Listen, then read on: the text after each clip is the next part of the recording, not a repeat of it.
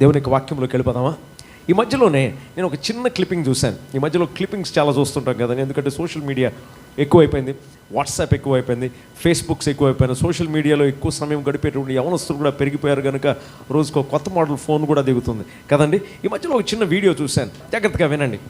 ఒక గాడిదని చూశాను. దేన్ని మీరు కూడా చూసుంటారు. ఆ గాడిదని చూస్తే నాతో రిలేట్ అవ్వండి. ఆ గాడిద మామూలుగా జనరల్ గాడిదలు నడుస్తుంది తెలుసు కదండి, వాళ్ళు తిన్నగా నడుస్తుంది, లేకపోతే పక్క వెళ్తుంటుంది. కానీ ఈ గాడిద అక్కడక్కడే తిరుగుతుంది. చూసారా? అది ఎవరైనా చూసారా? ఈ గాడిద అక్కడక్కడే అలా చుట్టూ తిరుగుతుందండి. నాకు అర్థం కాలే, ఏంట్రా ఈ గాడిద మామూలుగా తిన్నగా నడవాలి, లేకపోతే పక్కకి వెళ్ళాలి, లేకపోతే ఇటు పక్కకి వెళ్ళాలి, కానీ ఈ గాడిద మాత్రం ఏంటి ఒక్క దగ్గరే గుండ్రంగా సర్కిల్స్లో తిరుగుతుంది అని చెప్పేసి నాకు కూడా ఆశ్చర్యం కలిగింది. ఆ తర్వాత ఆ క్లిప్పింగ్ పెట్టినటువంటి వ్యక్తి మరో క్లిప్పింగ్ పెట్టాడు. అదేమిటంటే ఈ గాడిదని గానుకు కట్టేసి తిప్పుతున్నారు. ఏంటండి, నూనెకి గానుకు కట్టి దాన్ని తిప్పుతున్నారు. పాపం కళ్ళకు గంతలు కట్టేసి దాన్ని తిప్పుతున్నారట. కాబట్టి ఆ గానుగు చుట్టూ తిరిగినటువంటి ఆ గాడిద సంవత్సరాలు తిరిగినట్టు ఉంది పాపం. ఆ తర్వాత మేత మేయడానికి యజమానుడు బయటికి వదిలితే ఆ గానుక్కే తిరిగినట్లుగా ఎలా తిరుగుతుందండి, గుండ్రంగా తిరుగుతుంది. చాలా జాలి అనిపించింది ఒక విధంగా ఆ వీడియోని చూస్తే. ప్రియులారా గమనించండి. ఒకసారి అంట ఒక యవనస్తుడు అలా దారిగుండు వెళ్తుంటే పక్కనే సర్కస్ కంపెనీ వాళ్ళ సైట్ ఉందంట. ఆ సైట్లో ఒక పెద్ద ఏనుగును చూశాడట. ఆ పెద్ద ఏనుగును చూసి ఆ పెద్ద ఏనుగును కట్టేసినటువంటి తాడును కూడా గమనించాడంట. పెద్ద గొలుసుతో కట్టేశాడంట. కానీ అంత పెద్ద గొలుసుతో కట్టాడు, కానీ కింద మాత్రం దేనికి కట్టాడు తెలుసా? ఒక చిన్న కర్రపుల్ల కట్టాడటండి. దాన్ని అర్థమవుతుందా? ఒక చిన్న కర్రపుల్ల కట్టాడట. ఆ చిన్న కర్రపుల్ల పాతి ఈ పెద్ద ఏనుగుని పెద్ద గొలుసుతోటి ఆ చిన్న కర్రపుల్లకు మాత్రమే కట్టాడంట. వీడికి ఆశ్చర్యం అనిపించిందంట. ఇంత పెద్ద ఏనుగు కదా, ఇంత చిన్న స్టేక్, దాన్ని స్టేక్ అంటారు, ఇంత చిన్న స్టేక్కి చైన్ వేసి కట్టేశాడు. అది ఉరికిన అలా విదిలిస్తే ఏమవుద్దండి? ఏమవుద్ది? ఊడిపోయి వచ్చేస్తుంది బయటికి. కామన్ సెన్స్, అది ఇంగిత జ్ఞానంతో అర్థం చేసుకోగలిగిన విషయం. కానీ ఆ ఏనుగు మాత్రం ఏమవట్లేదు, అక్కడ నుండి కదలట్లేదు, అదే బంధకంలో ఉండిపోతుంది. సరే, యజమానుడి దగ్గరికి వెళ్ళాడంట. యజమానుడి దగ్గరికి వెళ్ళి అసలు ఏనుగుని కట్టి పెట్టడం అన్నటువంటిది చాలా ఎక్స్పెన్స్తో కూడినటువంటి పని కదా, అంటే చాలా ఖర్చుతో కూడినటువంటి పని కదా, పెద్ద పెద్ద పరికరాలు కావాలి కదా, పెద్ద పెద్ద కట్టడం లాంటి అంటే ఐరన్ పోల్స్ కావాలి కదా. ఈ ఏనుగేంటి ఇంత చిన్న కర్రపుల్ల మీరు భూమిలో పాతి దానికి చైన్ కట్టి దీన్ని కట్టేశారు, ఎప్పుడు ఏనుగు ప్రయత్నం చేయలేదా, బయటికి వెళ్ళలేదా అంటే అతను అన్నాడంట, ఈ ఏనుగు ఇంతవరకు కూడా బయటికి వెళ్ళలేదు, అంటే దాన్ని విప్పుకొని వెళ్ళేటటువంటి ప్రయత్నం కూడా చేయలేదు. అప్పుడు ఎక్స్ప్లెయిన్ చేశాడంట, ఎందుకు ఇలా జరుగుతుందంటే ఆ ఏనుగు చిన్నప్పటి నుండి కూడా దేనికి కట్టేయబడిందంట? ఆ చిన్న కర్రపులకే కట్టబడిందంట. కనుక చిన్నప్పటి నుండి కట్టబడింది కనుక చిన్నప్పుడు ట్రై చేసింది, కొద్దిగా బలం ఉన్నప్పుడు ప్రయత్నించిందంట, రాలేదు. ఆ తర్వాత ఇంకొద్దిగా 2-3 సార్లు ప్రయత్నం చేసింది, లేక ఒక నెల ప్రయత్నం చేసి ఉంటుంది, దాని బలం చాలలేదు కనుక ఏమనుకుందంటే సరేలే ఇది రాదేమో అని అనుకుని అది పెద్ద అయిన తర్వాత కూడా దాని ప్రయత్నం చేయలేదు కనుక చిన్న స్టేక్తోనే వాడు దాన్ని బంధించగలిగాడు. ప్రియులారా, ఇది నా దేవుని యొక్క వాక్యం వింటున్నటువంటి మనము ఇవి చూసి కాస్త హాస్యాస్పదంగా ఉన్నట్టుగానే మనకు అనిపిస్తాయి. కొన్నిసార్లు మనము కూడా ఇదే పరిస్థితిలో ఉన్నామేమో. ఎలాగా? అక్కడక్కడే తిరిగేటటువంటి వారముగా, లేదా ఒక చిన్న కర్రపులకు మనల్ని బంధించినటువంటి బలహీనులముగా కొన్నిసార్లు మనము మన జీవితంలో అదే విధమైనటువంటి పరిణామాలు జరుగుతున్నవేమో ఒకసారి జ్ఞాపకం చేసుకుందాం. ట్రైన్లో 2 రకాలు ఉంటాయి. ఏమిటండి? రైలు బండ్లో 2 రకాలు ఉంటాయి. చెప్పండి. ఒకటేమో ప్రయాణికులను మోసుకొని వెళ్ళేది, మరొకటి సామాన్లు మోసుకెళ్ళేది. అర్థమవుతుందా? సామాన్లు మోసుకెళ్ళేది. ఇప్పుడు ఒకవేళ కానీ మీరు షంటింగ్ యార్డ్కి వెళ్తే గూడ్స్ ట్రైన్ ఏం చేస్తుంది తెలుసా? అక్కడక్కడే తిరుగుతుంటుంది. మీరు చూసారా లేదు? దాన్ని షంటింగ్ అంటారు. ఏమంటే ప్యాసింజర్ ట్రైన్ మాత్రం వైపుగా వెళ్ళిపోద్ది. మనం కూడా ఏం చేస్తుంటామో తెలుసా? అక్కడెక్కడే షంటింగ్ చేసి అక్కడెక్కడే ఉండిపోయేటటువంటి వారముగా ఉన్నామేమో అన్నటువంటి డౌట్ అప్పుడప్పుడు కలుగుతుంది. పౌలు మాట్లాడతాడు, కొరింథీయులకు రాసినటువంటి పత్రిక మొదటి పత్రికలో 9వ అధ్యాయంలో ఒక మాట మాట్లాడతాడు. ఏమంటాడంటే, పరుగు పందెంలో చాలామంది పరిగెడతారంట, కానీ చెప్పండి బహుమానం మాత్రము ఒక్కడే పొందుతాడంట. కాబట్టి మనం ఎలా పరిగెత్తాలంటాడు? బహుమానము పొందవలెనని మనం పరిగెత్తాలంటే. దేవునికి స్తోత్రం కలుగును గాక. ఏమండి, పరిగెత్తేటటువంటి వారు చాలామంది పరిగెత్తుతారు, కానీ బహుమానం మాత్రం ఒక్కడికే వస్తుంది. కనుక మనం పరిగెత్తేటటువంటి వారం ఎలా పరిగెత్తాలంట? ఒక గమ్యం దిశగా పరిగెత్తాలంట. దేవునికి స్తోత్రం కలుగును గాక. ఈ గాడిదని చూడండి, గాడిద గమ్యం ఉందా? గమ్యం లేదు, అక్కడక్కడే తిరుగుతుంది. ఎందుకంటే ఆ విధమైనటువంటి జీవితము దానికి అలవాటు పడిపోయింది కదా. ఏనుగు గమనించండి, అంత పెద్ద ఏనుగు అయినప్పటికీ కూడా అదేమనుకుందంటే చిన్నప్పటి నుండి ఈ చిన్న కర్రపుల నన్ను బంధించి ఉంచగలుగుతుంది కనుక నేను పెద్ద అయిన తర్వాత కూడా నేను ప్రయత్నం చేయను. నేను ఎప్పుడైతే ప్రయత్నం చేయనో గమనించండి పిల్లరా, ఏమవుతానో తెలుసా, నేను ఏ పరిస్థితిలో ఉన్నానో అదే పరిస్థితిలో ఉండిపోతాను.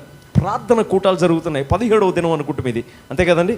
ఎన్ని దినాల ప్రార్థన? 40 దినాల ప్రార్థన, 21 దినాల ప్రార్థన. దేవునికి స్తోత్రం. ఈ 21 దినాల ప్రార్థన మనం జ్ఞాపకం చేసుకున్నట్లయితే ఎలాగుండాలి మన ప్రార్థన చెప్పండి? ఎలాగుండాలా చెప్పండి?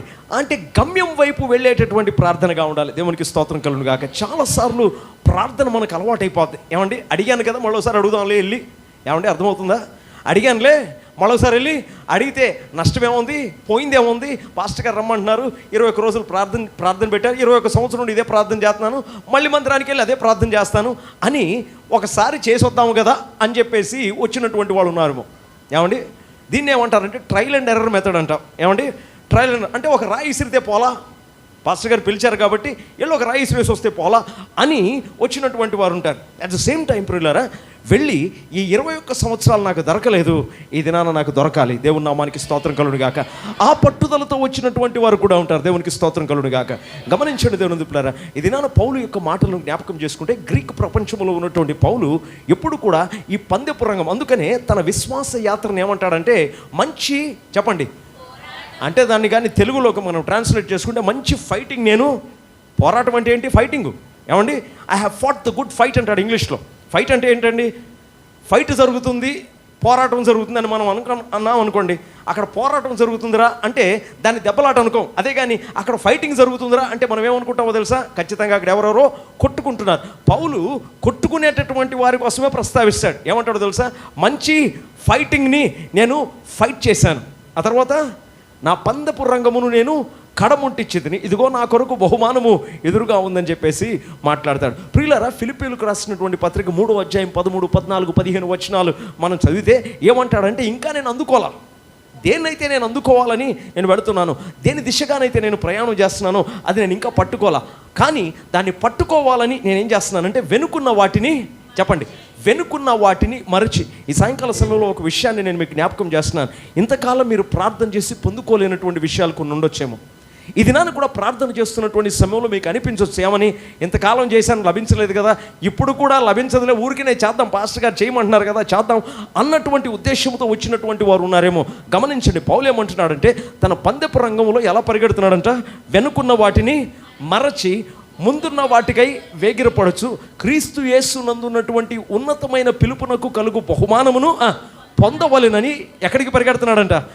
ఇలా కాదండి, గాడిదలా కాదు. ఎలా పరిగెడుతున్నాడంట? గురి కలిగినటువంటి వాని వలె గురి యొద్దకే నేను పరిగెడుతున్నాను అని చాలా స్పష్టంగా మాట్లాడతాడు. ఎవరండి? పౌలు. పరిగెత్తేటప్పుడు ఎలా పరిగెత్తమన్నాడు? గురి యొద్దకే పరిగెత్తమన్నాడు. ప్లస్ ఇందాక చెప్పాను కదా, కొరింథీయులకు పౌలు రాసిన మొదటి పత్రిక 9వ అధ్యాయంలో బహుమానము పొందవలెనని పరిగెత్తాలంటే, ఇప్పుడు బహుమానం పొందాలంటే నా దృష్టి అంతా కూడా ఎక్కడ ఉండాలి చెప్పండి? గురి మీదే ఉండాలి. దేవునికి స్తోత్రం కలుగును గాక. మీరు ఒక పందెపు రంగము చెప్తాను. ఒకసారి అంట ఒక అమ్మాయి సవాలు ప్రతి సంవత్సరం కూడా ఈ అమ్మాయి సవాలు విసురుతుందంట. ఏమని? ఒకవేళ కానీ ఈ సంవత్సరం ఎవరైనా పురుషుడు నన్ను కానీ ఈ పందెపు రంగంలో ఓడిస్తే చాలా చక్కగా చాలా ఒడిగా పరిగెత్తేది అంటాడు పిల్లలు. ఆమె ప్రతి సంవత్సరము పలానా దినాన ఒక సవాల్ విసిరేదంట, సంవత్సరానికి ఒకసారి. అదేమిటి? నేను పరిగెడుతున్నాను, నాతో కలిపి పరిగెత్తినటువంటి వారు ఎవరు చాలా అందంగా కూడా ఉండేదంట. అప్పుడు చెప్పిందంట, నన్ను ఓడించేటటువంటి మగవాడు లేకపోతే నన్ను ఓడించేటటువంటి యవనస్తుడిని నేను పెళ్లి చేసుకుంటాను అని చాలా ఉన్నత స్థాయిలో ఉన్నటువంటి సంపన్న స్త్రీ, బాగా వడిగా పరిగెట్టేటువంటి స్త్రీ ప్రతి సంవత్సరం కూడా ఆమె సవాలు విసిరేదంట. ప్రియులారా, ఆ దినము కూడా ఒక వ్యక్తి, ఒక యవనస్తుడు, ఇంతకుముందు ఎప్పుడు కూడా పందెపు రంగంలో పరిగెత్తినటువంటి ఒక యవనస్తుడు కూడా పరిగెత్తుతూ ఉన్నాడంట. చాలా వడిగా పరిగెత్తుతున్నాడంట. పిల్లారా, చాలా వడిగా పరిగెత్తుతున్నటువంటి సమయంలో ఈ అమ్మాయి పరిగెడుతుందంట. ఈ అమ్మాయి లైన్ దగ్గరికి వచ్చేసాడంట. మీకు అందరికీ తెలుసు అనుకుంటూ బహుశా. ఏం చేసిందంట? తన చేతిలో ఒక గోల్డ్ కాయిన్ తీసి ఆ ట్రాక్ మీద విసిరిందంట. ఎవరు పరిగెడుతున్న ట్రాక్లో, వాడు పరిగెడుతున్నటువంటి ట్రాక్లో ఒక గోల్డ్ కాయిన్ విసిరిందంట. బంగారు నాణ్యం విసిరిందంట. విసిరితే వాడు ఏం చేశాడంట? అమ్మ, బంగారు నాణ్యం తొడుక్కును మెరిసింది కదా, ఒకసారి గురి మీద నుండి తన దృష్టిని కిందకి తీసి ఆ బంగారు నాణెం పట్టుకొని మళ్ళీ పరిగెత్తడం ప్రారంభించాడంట. మళ్ళీ ఆమె దగ్గరికి చేరుకున్నాడట. మళ్ళీ అమ్మాయి ఏం చేసిందంట, సెకండ్ గోల్డ్ కాయిన్ విసిరిందంట. తణుక్కుమని మెరిసింది. గురి మీద నుండి దృష్టి మళ్ళించి ఆ కాయిన్ వైపు చూసి కాయిన్ ఎత్తుకొని మళ్ళీ పరిగెత్తాడంట. మళ్ళీ రెండోసారి ఏం చేశాడంటే అండి, ఆ అమ్మాయిని చేరుకున్నాడంట. ఈసారి ఫైనల్గా గురి అక్కడే ఉంది, కొద్దిగా దూరంలో గురి ఉంది. ఈ అబ్బాయికి కాన్ఫిడెన్స్ వచ్చింది. 2 సార్లు గోల్డ్ కాయిన్ పట్టుకొని ఆ అమ్మాయిని నేను సమం చేశాను కదా, గురి అక్కడే ఉంది అని గురి మీద నుండి కాస్త దృష్టి మళ్ళించి 3వ కాయిన్ ఎత్తుకునే లోపు ఆ అమ్మాయి ఏం చేసిందంటండి, ఫినిష్ లైన్ దగ్గరికి వెళ్ళిపోయిందట. దేవునికి స్తోత్రం కలుగును గాక. అందుకనే పౌలు అంటాడు, గురి వెనుకున్న వాటిని చెప్పండి మరచి. సాతాను ఎప్పుడు కూడా మనం ప్రయాణం చేసేటటువంటి ప్రయాణంలో మనకేం చేస్తాడో తెలుసా అండి, ఆకర్షణీయమైనటువంటి శోధనలు మన మధ్యలో పెడుతూ ఉంటాడు కదండి, మన ముందు విసురుతూ ఉంటాడు. మనం ఏం చేస్తామంటే వాటిని పట్టుకోవడానికి కాస్త గురి మీద నుండి మన మనసు ఎప్పుడైతే తీసేస్తామో ఆ చాలు వాడికి, ఆ సెకండ్ చాలు వాడికి, లేదా ఆ గడియ వాడికి చాలు. అందుకని పేతురు భక్తుడు 1 పేతురు 5వ అధ్యాయం 7-8 వచనాల్లో ఒక మాట మాట్లాడతాడు. మన అపవాది అయినటువంటి, నన్ను క్షమించాలి, మన విరోధి అయినటువంటి సాతాను ఏం చేస్తుంటాడంటే అండి, గర్జించు సింహము వలె ఎవరిని మింగుదునా అని వెతుకుచు తిరుగులాడుచున్నాడట. ఆడి పని ఇదే ఏంటండి, వెతుకుచు తిరుగులాడుతూ ఉంటాడు. ఎవరి కోసం? కాస్త గురి మీద నుండి తమ దృష్టిని మళ్లించినటువంటి వారు, కాస్త గురి నుండి పక్కకు చూసినటువంటి వారు ఎవరైనా ఉంటే వాడిని పట్టుకొని నరకంలో పారేద్దామా అన్నటువంటి ఆతృతతో సాతాను ప్రయాణం చేస్తుంటాడు అన్నటువంటి విషయాన్ని నేను మీకు జ్ఞాపకం చేస్తాను. ప్రియులారా, ఇది ధ్యానం చేసుకునేటటువంటి వాక్య భాగాలు 2 ఉన్నాయి. దయచేసి ఆ 2 వాక్య భాగాలు మనం చదువుదాం. చదువుకున్న తర్వాత ఆ వాక్య భాగాలను మనం ధ్యానిస్తాం. ఏమండి, ఓకేనా? నాతో కలిసి ధ్యానించడానికి సిద్ధంగా ఉన్నారా? సరే. రాజుల 2వ గ్రంథము, ప్రియులారా, రాజుల 2వ గ్రంథము 13వ అధ్యాయము 14 నుండి 20 వచనాలు తీసినటువంటి వారు కాస్త గబగబా గట్టిగా చదవండి. అంతటా ఎలీషా మరణకరమైన రోగము చేత పీడితుడై ఉండగా ఇశ్రాయేలు రాజైన యెహోయాషు అతని యొద్దకు వచ్చి అతన్ని చూచి కన్నీరు విడుచుచు, నా తండ్రి ఇశ్రాయేలు వారికి రథములను రౌతులను నీవే అని ఏడ్చెను. అందుకు ఎలీషా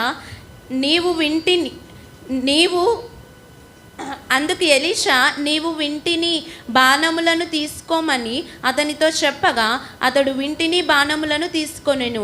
నీ చేయి వింటి మీద ఉంచుమని అతడు ఇశ్రాయేలు రాజుతో చెప్పగా అతడు తన చేయి వింటి మీద ఉంచినప్పుడు ఎలీషా తన చేతులను రాజు చేతుల మీద వేసి తూర్పు వైపునున్న కిటికీని విప్పుమని చెప్పగా అతడు విప్పెను. అప్పుడు ఎలీషా బాణము వేయమని చెప్పగా అతడు బాణము వేసెను. అతడు, ఇది యెహోవా రక్షణ బాణము, సిరియానుల చేతిలో నుండి మిమ్మల్ని రక్షించు బాణము. సిరియానులు నాశనమగునట్లు నీవు అఫేకులో వారిని హతము చేయదు అని చెప్పి బాణములను పట్టుకొనమనగా అతడు పట్టుకొనెను. అంతటా అతడు ఇశ్రాయేలు రాజుతో నేలను కొట్టమనినప్పుడు అతడు 3 కొట్టి మానెను. అందు నిమిత్తము దైవసేనుడు అతని మీద కోపగించి, నీవు 5 మారులైనను 6 మారులైనను కొట్టిన ఎడల సిరియానులు నాశనమగు వరకు నీవు వారిని హతము చేసి ఉందువు. అయితే ఇప్పుడు 3 మాత్రమే సిరియానీలను ఓడించదవని చెప్పాను. తరువాత చాలు. Thank you very much. God bless you. ప్రియులారా, గలతీయులకు రాసిన పత్రిక మనకు బాగా సుపరిచితమైనటువంటి వాక్యము. గలతీయులకు రాసిన పత్రిక 5వ అధ్యాయము 19, 20, 21 వచనాలు తీసినటువంటి వారు గబగబా చదవండి. బాగా తెలిసినటువంటి వాక్య భాగం చదవండి. 5వ అధ్యాయము 19 నుండి 21. శరీర కార్యములు స్పష్టములైనవి. అవేవనగా జారత్వము, అపవిత్రత, కాముకత్వము, విగ్రహారాధన, అభిచారము, ద్వేషములు, కలహము, మత్సరములు, క్రోధములు, కక్షలు, భేదములు, విమతములు, అసూయలు, మత్తతలు, అల్లరితో కూడిన ఆటపాటలు మొదలైనవి. వీటిని గూర్చి నేను మునుపు చెప్పిన ప్రకారము ఇట్టి వాటిని చేయువారు దేవుని రాజ్యమును స్వతంత్రించుకొనరని మీతో స్పష్టముగా చెప్పుచున్నాను. అయితే ఆత్మఫలం ఏమనగా, చాలమ్మా, థ్యాంక్ యూ వెరీ మచ్. ప్రియులారా, గమనిస్తున్నారా? ఈ 2 వాక్య భాగాలకి సంబంధం ఏంటి బాబు అని మీరు నన్ను అడగొచ్చు. జాగ్రత్తగా దేవుని యొక్క వాక్యం వింటే, చివరి వరకు వింటే, పక్కన వాళ్ళతో మాట్లాడకుండా నా వైపు మాత్రమే చూసి కొద్దిసేపు ముఖాన్ని చూడలేకపోయినప్పటికీ కూడా కొద్దిసేపు వాక్యం విషయంలో వాక్యమును వినడానికి మాత్రమే నా వైపు చూసి వాక్యాన్ని వినవలసిందిగా ప్రభు పేరట నేను మీకు మనవి చేస్తున్నాను. పిల్లలు గమనించండి. ఇప్పుడు ఈ రాజు ఉదంతం చదివాం. ఏమండి, రాజు ఎవరి దగ్గరికి వెళ్ళాడు? ఒక ప్రవక్త దగ్గరికి వెళ్ళాడు, అంతేనండి. రాజు ఒక ప్రవక్త దగ్గరికి వెళ్ళి ప్రార్థన చేస్తున్నాడు, లేదా ఆ ప్రవక్తతో కొన్ని విషయాలు చెప్తున్నాడు. ఆ విషయాలు చెప్పే ముందు ఒకే ఒక మాట నేను మీకు జ్ఞాపకం చేస్తాను.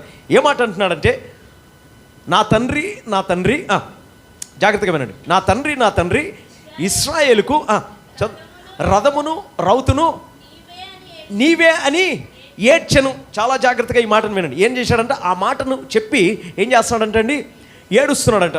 ఎప్పుడన్నా ఎవరన్నా నాయకుడు వస్తే జై కొట్టేవారిని చూసారా మీరు? నాయకుడు ఎవరన్నా వస్తే నాయకుడు జిందాబాద్ అని చెప్పేసి జై కొట్టేవాళ్ళని చూసారా? ఎలా జై కొడతారండి? ఏడుస్తూ జై కొడతారా, లేకపోతే నవ్వుతూ జై కొడతారా? శక్తి అంతటితో జై కొడతారా, లేకపోతే నీరసంగా జై కొడతారా? శక్తి అంతా ఉపయోగించి నవ్వుతూ గట్టిగా జై కొడతారు. సిస్టర్ గారు చక్కగా జై కొడుతున్నారు. దేవునికి స్తోత్రం కలుగును గాక. ఏమండి, బోలో యేసు మహారాజుకి. ఏంటండి ఎవరు జై కొట్టరు? మరోసారి జై కొడదామా? బోలో యేసు మహారాజుకి. చూసారా, శక్తి అంతటితో కలిపి చక్కగా చిరునవ్వుతోటి యేసు ప్రభు వారికి జై చెప్పారు. అంతేనా? ఎవరికి జై కొట్టినా సరే ఇలాగే జై కొడతాం. అంతేనా? ఏమండి, ఎవరికి జై కొట్టినా అంటే ఒక వ్యక్తిని పొగిడేటప్పుడు, మనకంటే గొప్ప వ్యక్తిని పొగిడేటప్పుడు చిరునవ్వుతో, మనకున్నటువంటి బలమంతటితో, మనకున్న ఉత్సాహమంతటితో కూడా ఆ వ్యక్తికి మనం జై కొడుతుంటాం. అంతేనా? సరే పిల్లరా, దీన్ని అర్థం చేసుకోవడానికి ఒక్కసారి అదే 2వ రాజుల గ్రంథంలో ఉన్న 2వ అధ్యాయానికి వెళదాం. ఆ 2వ అధ్యాయంలో ఒక చిన్న ఉదంతం జరుగుద్ది. ఇవాళ చదివినటువంటి 13వ అధ్యాయంలో ఒక ప్రవక్త చనిపోవడానికి సిద్ధంగా ఉన్నాడు. ఎవరండి ఆయన?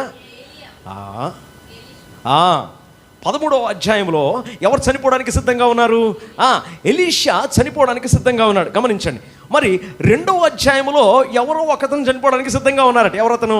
చనిపోవడానికి కాదు, కొనిపోవడానికి. ఎవరు? Very good. ఇక్కడేమో 13వ అధ్యాయంలో చనిపోవడానికి ఒక ప్రవక్త సిద్ధంగా ఉన్నాడు. 2వ అధ్యాయంలో కొనిపోవడానికి ఒక ప్రవక్త సిద్ధంగా. కొనిపోవడం అంటే ఇంక కనపడ్డు. అర్థమవుతుందా? కొనిపోయిన తర్వాత ఏలియా కనపడ్డు, చనిపోయిన తర్వాత ఎలీషా కూడా కనపడ్డు. సేమ్ పరిస్థితి ఇద్దరిది. ఏమన్నా అందేనా?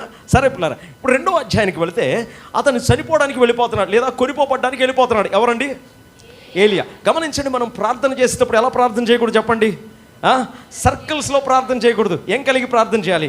గురి కలిగి ప్రార్థన చేయాలి. దేవుని నామానికి స్తోత్రం కలుగును గాక. ఆశ కలిగిన ప్రాణాన్ని దేవుడు ఏం చేస్తాడంట? తృప్తిపరుస్తాడంట. దాన్ని రివర్స్గా ఆలోచించండి. నిరాశ కలిగిన ప్రాణానికి ఏముండదంట? తృప్తి ఉండదు. కాబట్టి మనకు తృప్తి కావాలంటే, అంటే తృప్తి ఎప్పుడు వస్తుంది?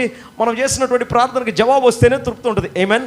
కాబట్టి పిల్లరా, ఆశతో ప్రార్థన చేయాలి. ఏమండి, నిరాశతో ప్రార్థన చేయకూడదు. చాలామంది ప్రార్థన చేసేటప్పుడు ఏడుస్తూ చేస్తారు. కన్నీటి ప్రార్థన మంచిదే, కానీ ఆ కన్నీటిలో ఏముండకూడదు? నిరాశ అన్నటువంటిది ఉండకూడదు. దేవునికి స్తోత్రం. ప్రభా ఏంటి నిజాలు అడుగుతున్నాను, ఇవ్వట్లేదు, మరోసారి అడుగుతాను ప్రభా అని చెప్పేసి చేయకూడదు.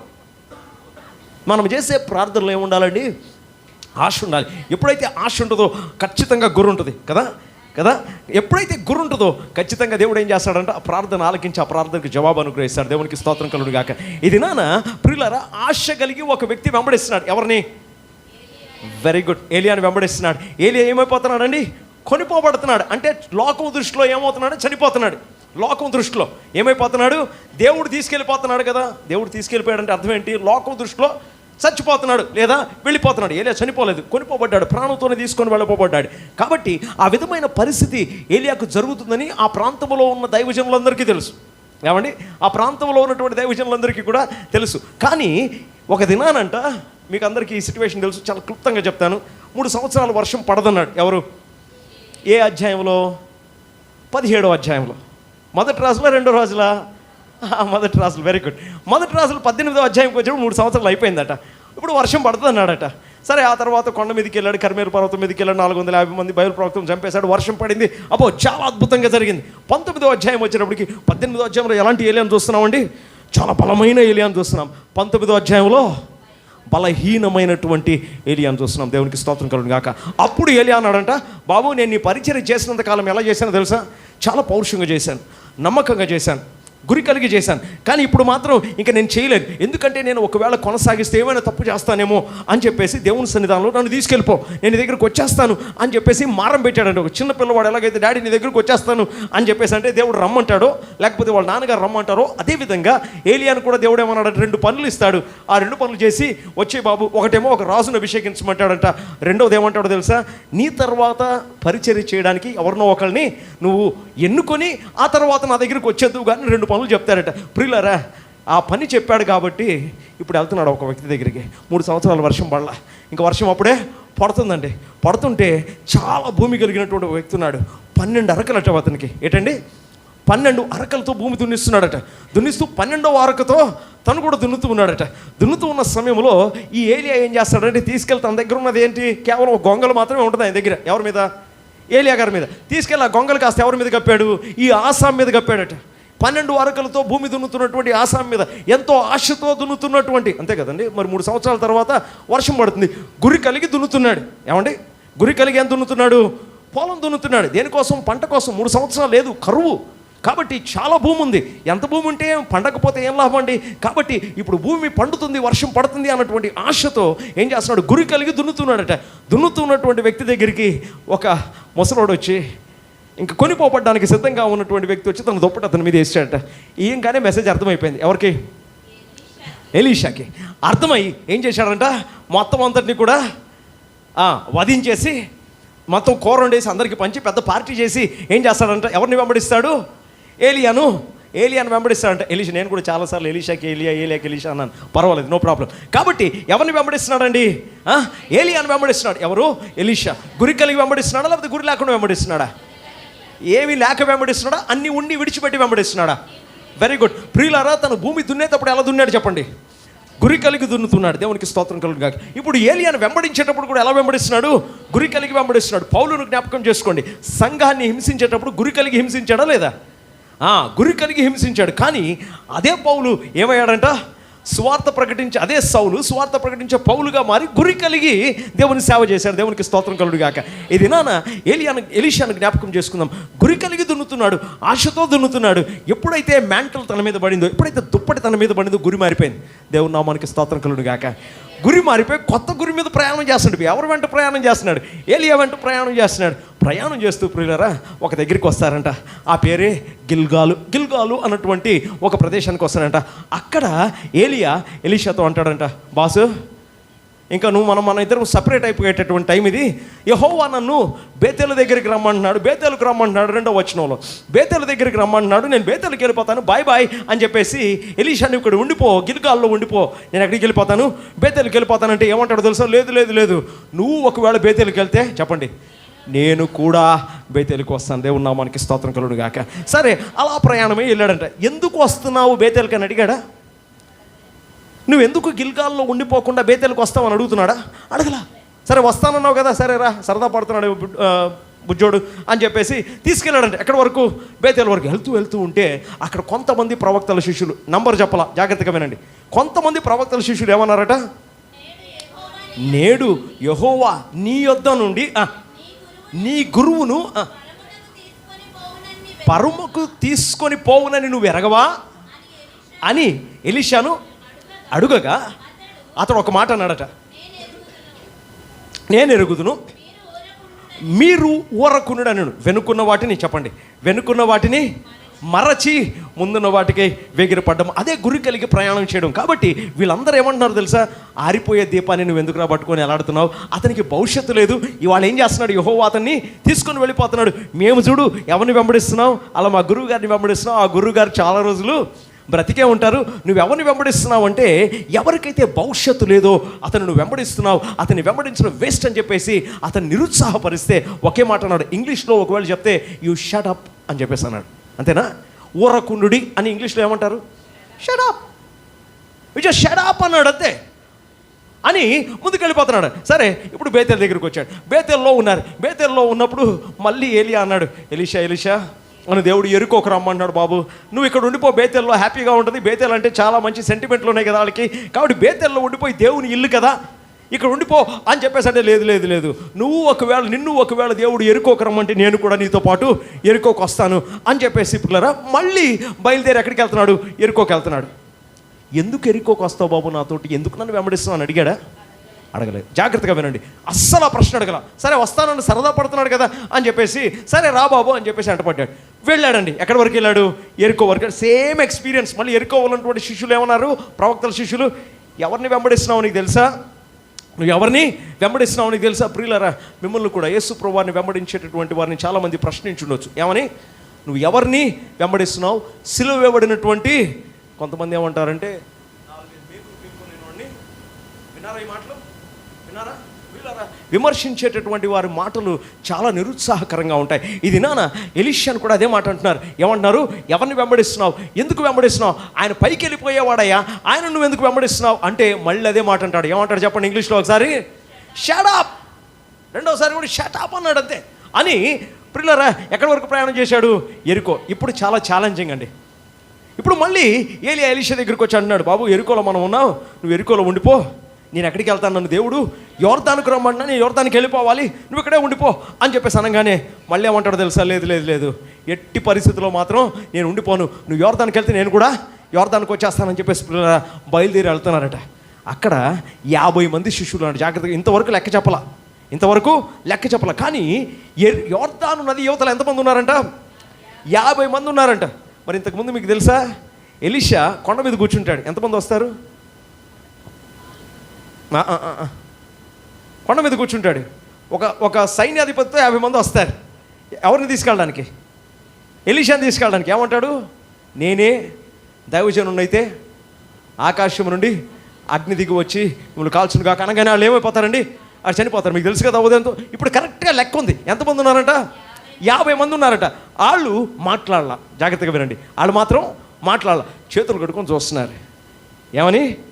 వీడు వెంబడిస్తున్నాడు కదా, మనం ఇంతవరకు చెప్పారు, చాలామంది చెప్పారు, వీడికి ఎలాగుందంటే పరిస్థితి, చోటోడు ముందు శంఖ ముందినట్టుగా ఉంది, వీడు చెప్పినా వినడు అని చెప్పేసి ఏం చేశారండి? చూస్తున్నారట. వీళ్ళు చెప్పలా. ఎలాగా? బేతేల్లో చెప్పినట్టుగా, ఎరికోలో చెప్పినట్టుగా వీరు చెప్పలా. వీళ్ళు ఏం చూస్తున్నారు? చోద్యం చూస్తున్నారు అన్నమాట. సరే వీడికి చెప్తే వినడు, చూద్దాం, ఇప్పుడు వెళ్ళిపోతున్నాడు కదా, వీడి గతి ఎలాగవుతుందో మనం చూద్దాం అని చెప్పేసి చూస్తున్నారట. ప్రియులారా, మనకు కూడా మన జీవితంలో ఈ విధమైనటువంటి అనుభవాలు ఉంటాయి. చెప్పుంటారు కొంతమంది. ఏమని? ఎందుకు యేసు ప్రభువు వారిని వెంబడించడం? వాళ్ళకి మీరు 2-3 సార్లు ఏమని చెప్పుంటారు? షట్ అప్ అని చెప్పుంటారు కదా. మూడోసారి ఏం చేస్తారు? వాళ్ళు చేతులు కట్టుకొని చూస్తారు, మనం ఎక్కడ పడిపోతామా, ఎక్కడ మనని విమర్శించే అవకాశం వాళ్ళకి వస్తుందా అని చెప్పేసి ఎదురు చూసేటటువంటి వాళ్ళు చాలామంది మన జీవితంలో ఉంటారు. పిల్లరా గమనించండి. ఇది నా ఏం జరిగిందో తెలుసా? 50 మంది చూస్తున్నారు, చేతులు కట్టుకొని చూద్దాం చూస్తున్నారు. సరే, అప్పుడు ఏలియా ఏం చేశాడు? తన మీద ఉన్న దుప్పటి తీసి యోర్దాను మంది మీద ఒకసారి కొట్టంగానే యోర్దాను ఏమైందంటండి? అటు ఇటుగా చీలిపోయిందంట. చీలిపోతే దాటేశారు. ఎవరిద్దరు? ఎలీషా, ఏలియా. ప్రియులరా గమనించండి. యోర్దాను దాటే వరకు ఎలీషాను ఏలియా అడగల, నువ్వు నన్ను ఎందుకు వెంబడిస్తున్నావని. అర్థమవుతుందా? గిల్గాల్ నుండి నేను బేతేలకు వస్తానంటే ఎందుకు వస్తున్నావు అని అడగలేదు. అవునా? బాబు బేతేలు నుండి నన్ను దేవుడు ఎరుకోకు రమ్మన్నాడు, నేను కూడా వస్తాను, ఎందుకు వస్తావు అని అడగల. దేవుడు నన్ను యోర్దానికి వెళ్ళమన్నాడా ఎరుకో నుండి, నేను వస్తానని ఎలీషా అంటే ఎందుకు వస్తున్నావు అని అడగల. అర్థమవుతుందా? కానీ యోర్దాను దాటి అవతలికి వెళ్ళిపోయిన తర్వాత అప్పుడు కన్ఫర్మేషన్ వచ్చేసింది. ఎవరికి? ఏలియాకి. ఏమని? ఇతను ఎలా ప్రయాణం చేస్తున్నాడంటే గురి కలిగి ప్రయాణం చేస్తున్నాడు. దేవునికి స్తోత్రం కలుగును గాక. ఎందుకంటే నది దాటేశాడు. నది దాటితే రిస్క్ అది. ఎందుకో తెలుసా? ఇప్పుడు ఏలియా ఉన్నాడు, ఆయన నదిని ఏం చేశాడండి? పాయలు చేశాడు. మరి అవతలికి వెళ్తే మళ్ళీ తిరిగి వచ్చేది ఎలాగా? ఇది ఆలోచించకుండా, ఈ రిస్క్ ఆలోచించకుండా ఏం చేశాడంట? నది దాటేశాడు. దేవుని నామానికి స్తోత్రం కలుగును గాక. గమనించండి, యేసు ప్రభువారు ఏ నదిలో బాప్తిసం పొందారు? అవునా? అందుకనే మన జీవితంలో యోర్దానం లేదా బాప్తిస్మం అనేటువంటిది చాలా చాలా ప్రాముఖ్యమైన ఆ నిర్ణయాన్ని మనం తీసుకోవాలి. ఆ బాహాటంగా మన విశ్వాసాన్ని మనం వ్యక్తపరచాలి. ఆమేన్. అప్పుడే మనకి ఏముంటుంది? సంఘములో మనకి ఏముంటుందండి? సహవాసం అనేటువంటి. దేవునికి స్తోత్రం కలుగును గాక. కాబట్టి అంతవరకు అడగల, ఎందుకు నన్ను వెంబడిస్తున్నావని. కానీ ఎప్పుడైతే యోర్దాను దాటేశాడో అప్పుడు కన్ఫర్మ్ అయిపోయాడు మాట ఎలీషా, నన్ను క్షమించాలి, ఏలియా. ఏమని? ఇతడు గురి కలిగే వెంబడిస్తున్నాడు కానీ గురి లేకుండా నన్ను వెంబడించట్లేదు. దేవునికి స్తోత్రం కలుగును గాక. అంటే జీవమైన మరణమైన నన్ను వెంబడించడానికి సిద్ధంగా ఉన్నాడు అన్నటువంటి కన్ఫర్మేషన్ అతనికి అక్కడ కలిగి అక్కడ అడుగుతున్నాడు. ఏమని? అయ్యా, ఇంత ఆసక్తిగా నన్ను వెంబడిస్తున్నా. చదువు తల్లి. నేను నీ యొద్ద నుండి తీయబడక మునుపు నీ కొరకు నేనేమి చేయకూడదువో దానిని అడుగుమని చెప్పగా ఎలీషా, చూడండి, నీకు కలిగిన ఆత్మలో 2 పాళ్ళు నా మీదకి వచ్చినట్లుగా. అప్పుడు తన కోరికను చెప్తున్నాడు. ఏమని? నీ మీద ఉన్నటువంటి ఆత్మ యొక్క 2 పాళ్ళు నా మీదికి దిగవచ్చును గాక. దేవుని నామానికి స్తోత్రం కలుగును గాక. ఎంత అద్భుతమైనటువంటి ఆలోచన ఒకసారి చూడండి. అంటే ఏలియా 1 వంతు ఆత్మతో పరిచర్య చేస్తే నేను 2 ఆత్మతో పరిచర్య చేయాలి అన్నటువంటి ఆశతో ఎవరిని వెంబడిస్తున్నాడు? ఏలియాని వెంబడిస్తున్నాడు. సరే పిల్లరా, అప్పుడు ఏలియా అన్నాడు, నువ్వు అడిగింది చాలా చాలా కష్టమైంది, కానీ నేను నీ నుండి నేను తీయబడిన తర్వాత ఒకవేళ నేను నీకు కనిపిస్తే నేను నీకు కనబడలేదు, నీకు దొరికేస్తుంది. ఒకవేళ నేను కనబడలేదు అనుకోండి, ఏమవుద్ది? అది కాకపోవును. సరే, కనబడ్డాడా లేదా? వెళ్ళిపోతూ కనబడ్డాడు. కనబడిన తర్వాత కొంతసేపు అయిన తర్వాత కనబడలేదట. అర్థమవుతుందా? ఏమండి, కొంతసేపు అయిన తర్వాత కనబడలేదు. ఎప్పుడైతే కనబడలేదో ఒక మాట మాట్లాడుతున్నాడు. ఏమని మాట్లాడుతున్నాడు చెప్పండి? నా తండ్రి ఇశ్రాయేలు వారికి రథమును రౌతును నీవే. దేవుని నామానికి స్తోత్రం కలుగును గాక. అంటే ప్రియులారా, ఆ అగ్ని రథాలను చూస్తున్నాడు. అగ్నితో మండుతున్నటువంటి రథాలు ఏలియాను తీసుకొని వెళ్ళిపోవడం, పరానికి వెళ్ళిపోవడం చూస్తున్నాడు. గట్టిగా కేకలు వేసి అంటున్నాడు, ఏమని? నా తండ్రి ఇశ్రాయేలుకు రథమును రౌతును నీవే అని చెప్పేసి జై కొడుతున్నాడా లేదా? అక్కడ ఏడ్చినట్టుందా, కేక వేసినట్టుగా ఉందా? దేవుని నామానికి స్తోత్రం కలుగును గాక. ధైర్యంతో కేక వేస్తున్నాడా, లేకపోతే నిరాశతో కేక వేస్తున్నాడా? ధైర్యంతో కేక వేస్తున్నాడు. ఉత్సాహంతో కేక వేస్తున్నాడా, లేదా నిరాశతో కేక వేస్తున్నాడా? ఉత్సాహంతో కేక వేస్తున్నాడు. దేవునికి స్తోత్రం కలుగును గాక. ప్రియులారా, అలా కేక వేసి ఏం చేశాడో తెలుసా? తను వేసుకున్నటువంటి వస్త్రాన్ని రెండుగా జించేశాడట. యూదులు మనలాగా కుట్టుకోరు బట్టలని. మనమేం బట్టలు కుట్టుకుంటాం, ఏమండి?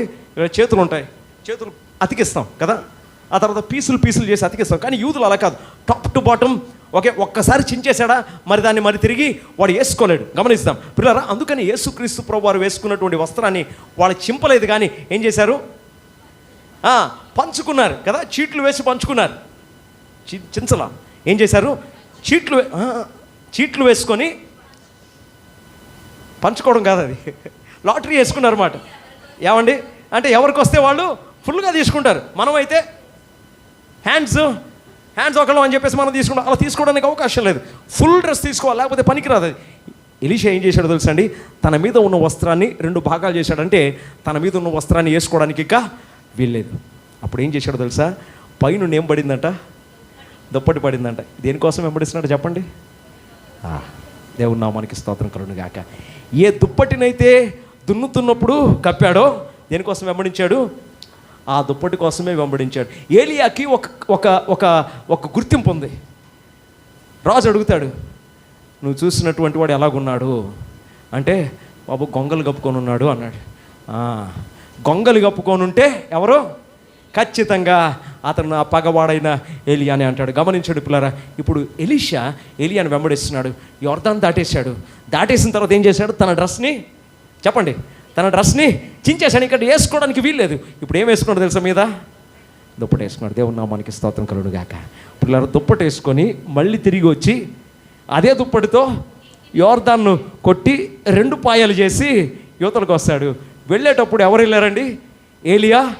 ఎలీషా వెళ్ళారు. అంతేనా? ఇప్పుడు ఎవరు వస్తున్నారు?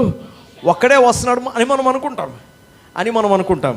కానీ గమనించండి, ఇందాక వ్యక్తులు 2, శక్తి 1.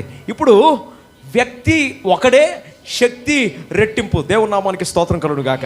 ప్రియులారా, ఆసక్తితో వెంబడించినటువంటి వారికి దేవుడిచ్చే ఆశీర్వాదం. ఇప్పుడు ఎలీషాను చూస్తుంటే ఎవరు గుర్తు రావాలి అందరికీ? దేవునికి స్తోత్రం కలుగును గాక. ఎవరు కనపడాలి?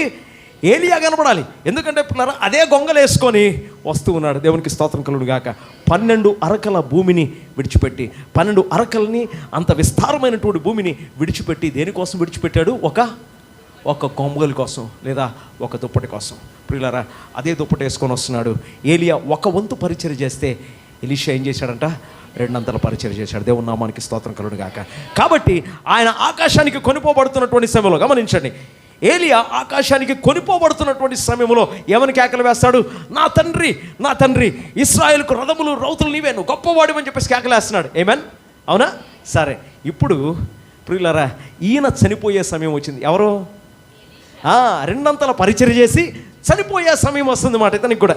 ఏమండి, ఇప్పుడు మోషే తర్వాత ఎవరున్నారు చెప్పండి? Very good. మోషే తర్వాత అదే పని చేయడానికి ఎవరున్నారు? యెహోషువ ఉన్నారు. ఏలియా తర్వాత అదే పని చేయడానికి ఎవరున్నారు? మరి ఎలీషా తర్వాత అదే పని చేయడానికి ఎవరున్నారు చెప్పండి? ఒక అతను ఉన్నాడట. అతను ఏం చేశాడో తెలుసా? తన అవకాశాన్ని కోల్పోయాడు. ఎవరు? గెహాజీ. లెక్క ప్రకారంగా ఇది ఈ కేక వేయవలసినటువంటి వాడు ఎవడు? గెహాజీ. ఎలా కేక వేయాలి? గట్టిగా, ఉత్సాహముతో, సంతోషంతో కేక వేయవలసినటువంటి వాడు గెహాజీ. ఏమైనా అంతేనా? ఇప్పుడు గమనించండి, ఏలియా వెళ్ళిపోయేటప్పుడు ఎలా వెళ్ళాడు? సంతోషంగా వెళ్ళాడా, లేకపోతే దుఃఖంగా వెళ్ళాడా? ఎందుకు సంతోషంగా వెళ్ళాడు? నేను వెళ్ళిపోయిన తర్వాత నాకంటే బేషుగ్గా పరిచయం చేసే ఒక వ్యక్తి చేతిలో నా దుప్పటి పెట్టేసి నేను వెళ్ళిపోతున్నాను. దేవునికి స్తోత్రం కలుగును గాక. ఆయన కేవలం దుప్పటే పెట్టాడు. దేవుడు ఏం పెట్టాడండి? అందులో 2 ఆత్మను పెట్టాడు. దేవునికి స్తోత్రం కలుగును గాక. కాబట్టి ఎలాగ వెళ్ళిపోయాడు? హ్యాపీగా వెళ్ళిపోయాడు. దేవునికి స్తోత్రం కలుగును గాక. చాలా హ్యాపీగా వెళ్ళిపోయాడు. ఇప్పుడు ఈయన వెళ్ళిపోతున్నాడు. ఎవరు? ఎలీషా వెళ్ళిపోతున్నాడు. అంతే హ్యాపీగా వెళ్ళిపోగలడా ఎలీషా? వెళ్ళలేడు. ఎందుకో తెలుసా? ఒక వ్యక్తిని నమ్మాడు.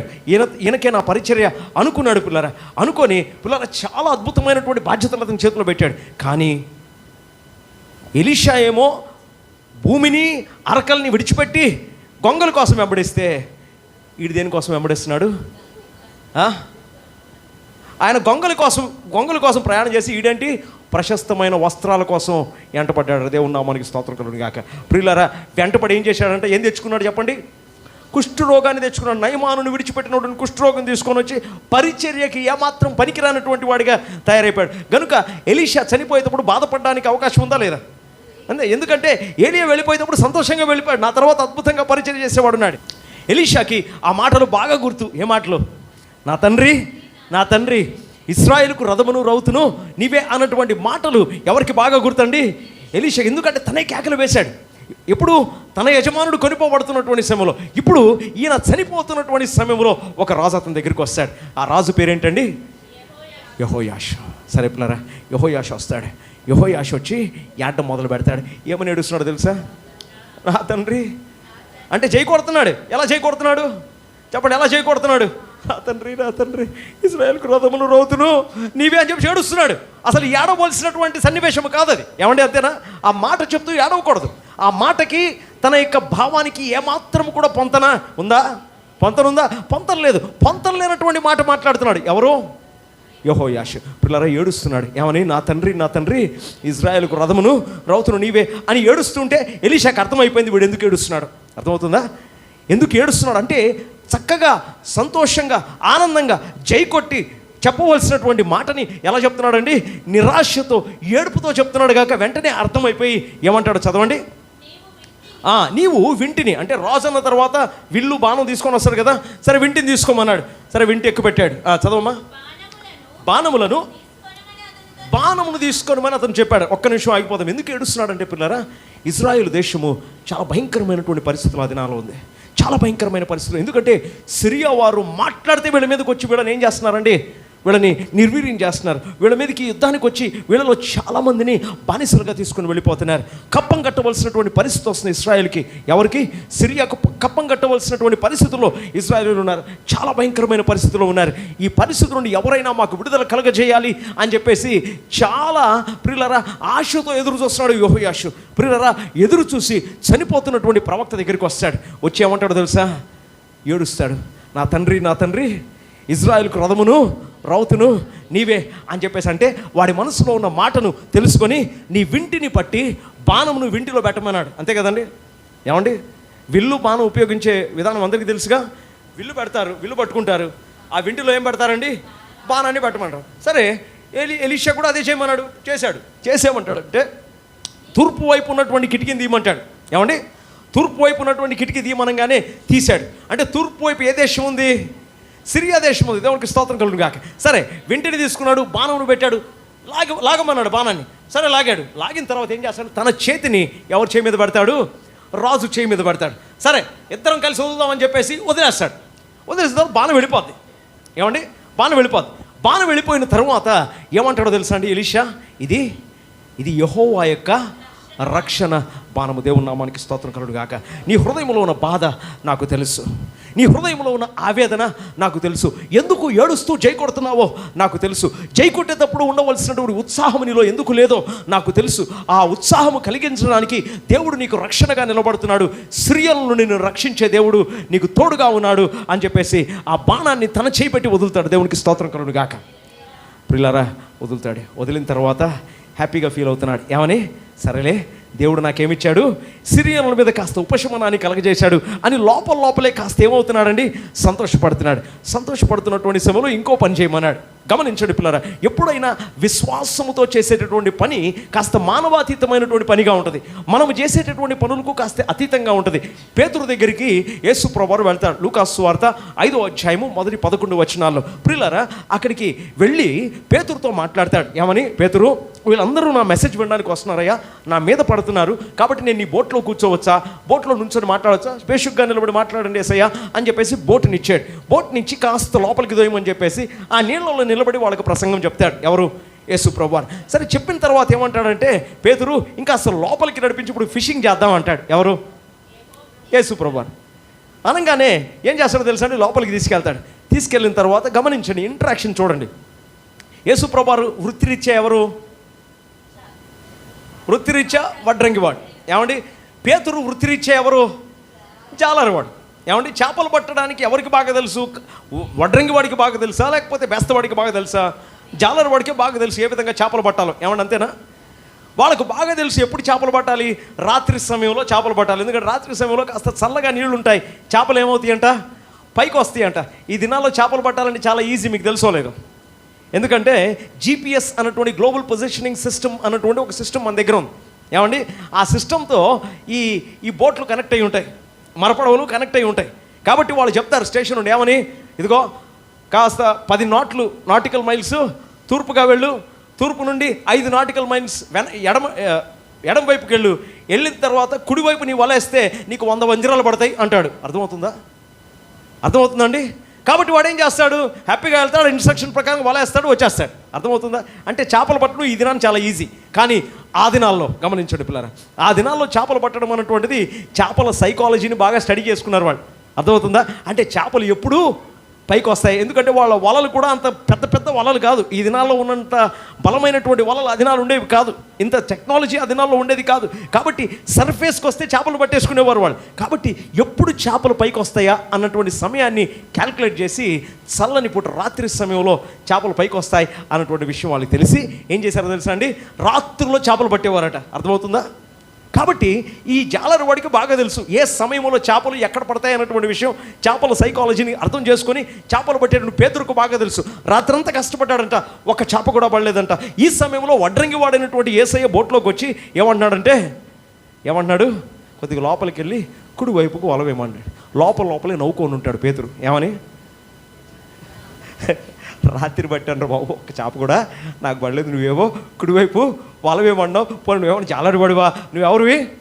నువ్వు వడ్రంగి వాడివి బాగా. ఎందుకంటే వీళ్ళిద్దరికి మంచి కాంటాక్ట్స్ ఉంటాయి. ఎవరికి? వడ్రంగి వాళ్ళకి, జాలరి వాళ్ళకి. ఎందుకంటే వాళ్ళ బోట్లు ఎవరు చేస్తారు? వడ్రంగి వాడే చేస్తారు. వాళ్ళ తెడ్లు ఎవరు చేస్తారు?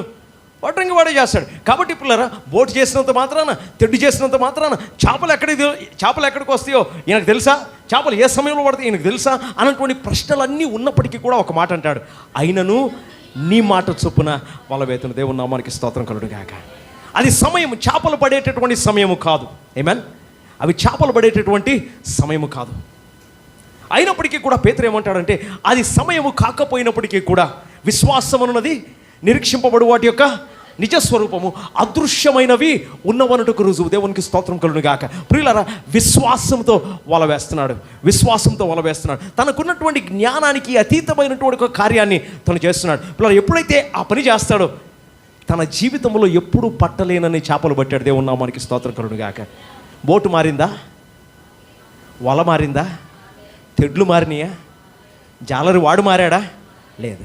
ఒకే ఒక డిఫరెన్స్, అదేమిటంటే యేసయ్య ఆ బోట్లో ఉన్నాడు. దేవుని నామానికి స్తోత్రం కలుగును గాక. నేను కాస్త ఊహించి అప్పుడప్పుడు ఒక మాట అంటూ ఉంటాను. అదేమిటంటే ఆ చేపలు కాస్త సరదా పడ్డాయేమో, నీళ్లు పైన వేడిగున్నా సరే ఒక్కసారి మనకు సృష్టికర్తను అలా చూసి చచ్చిపోదామని చెప్పేసి పైకి వచ్చినాయేమో.